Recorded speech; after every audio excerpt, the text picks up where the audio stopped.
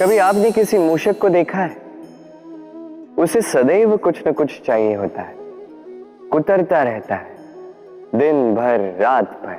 कभी आपके रसोई घर से कुछ उठा लेगा, कभी भंडार से कुछ उठा लेगा, कभी आपके वस्त्र फाड़ देगा, कुछ उठा के अपने बिल में ले जाएगा। किंतु आप देखिए, उसे कभी संतुष्टि नहीं मिलती, उसका पेट कभी नहीं भरता। इसी के विपरीत होती है नदी। किसी से कुछ नहीं चुराती, केवल बांटती है।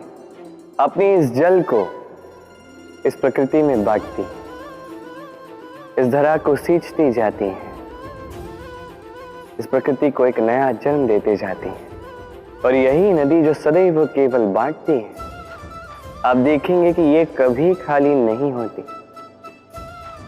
इससे आप क्या समझे?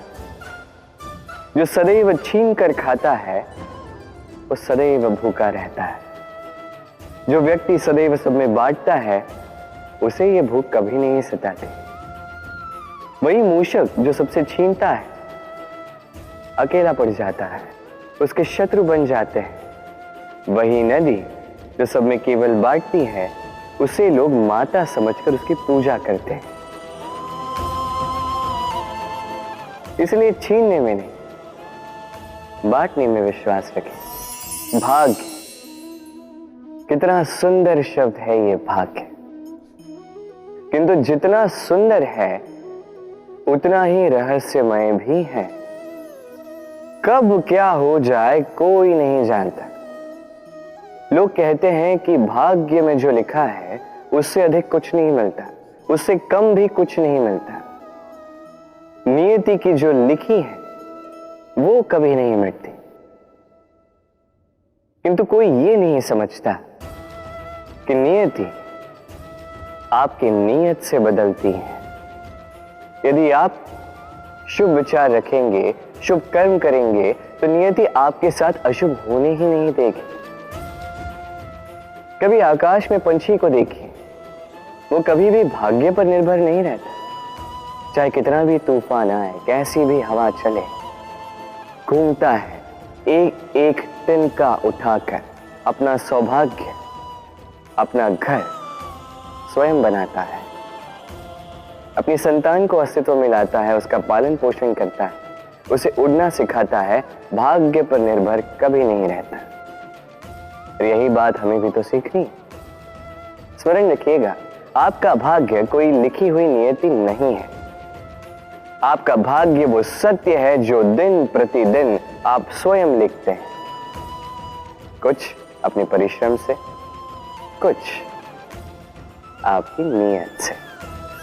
सुरक्षा व्यक्ति के लिए आवश्यक होती है, किंतु यही व्यक्ति की सबसे बड़ी शत्रु भी होती है। कैसे? सोचिए, एक व्यक्ति जब सुरक्षित वातावरण में होता है तब उसमें आलस आ जाता है।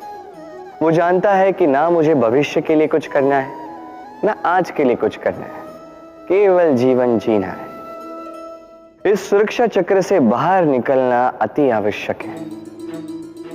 सोचिए, पंछी जो अपनी संतान को जन्म देता है, कुछ समय के पश्चात उसे घोंसले से निकाल देता है।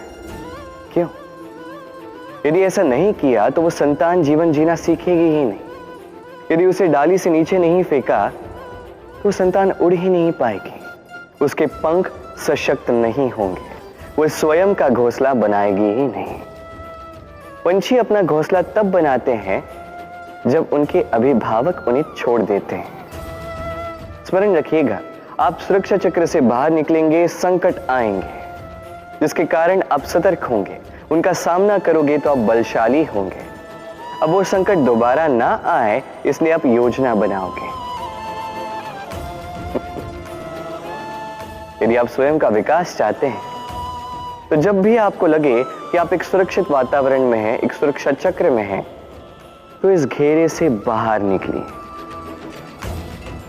यहां है आपका विकास। ये उस नौका का प्रतिरूप है जो हमें धारा पार कराती है। अब सोचिए कैसी बात है ये। वो विशाल नौका जो हमें धारा पार कराती है, उसका निर्माण धारा में नहीं, धरा पर होता है। और यदि हम इसे नदी तक पहुंचाना चाहें तो हमें आवश्यकता होती है किसी बैलगाड़ी की अथवा अश्वगाड़ी की। उसमें रख के इसे ले जाते हैं। अब यदि मार्ग में कोई नदी आ जाए, कोई धारा आ जाए और उसे पार करना हो तो इस बार नौका पर उस गाड़ी को रखा जाता है और फिर पार किया जाता है। अर्थात ये यात्रा संपूर्ण हो ही नहीं सकती यदि दोनों का सहयोग ना होता। इसीलिए ये कहावत है, कभी नौका तो कभी गाड़ी। ये हमारे जीवन में अत्यंत महत्वपूर्ण है।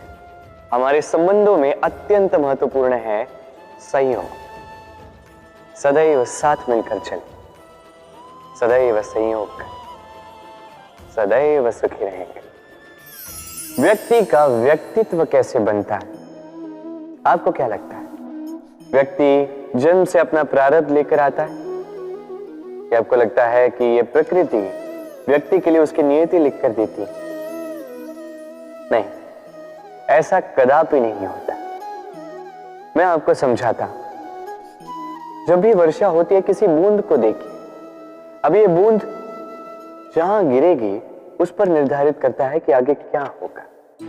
यदि ये बूंद गिरती है किसी खेत में तो ये किसी नए पौधे को जन्म देगी। यदि वो गर्म तवे पर गिरी तो स्वयं को भस्म कर देगी। यदि वो किसी सर्प के मुख में गिरती है तो विष बन जाती है। सीप के मुख में गिरती है तो मोती बन जाती है। यदि वही किसी पत्ते पे गिरे तो ओस बन जाती है। एक ही बूंद, किंतु उसकी संगत उसका भविष्य और उसका व्यक्तित्व निर्धारित करती है। अब वो तो केवल एक बूंद है, उसके हाथ में है केवल गिरना। कहां वो भी वो निर्धारित नहीं कर सकते। किंतु आप मनुष्य हैं। आप चुन सकते हैं कि आपकी संगत क्या होगी, किन लोगों के साथ आप पलेंगे बढ़ेंगे। तो अच्छे से कीजिए, क्योंकि ये चयन आपका होगा, क्योंकि ये जीवन आपका है, भविष्य आपका है। अब महान बनना है या नहीं, ये निर्णय भी आप ही का होगा।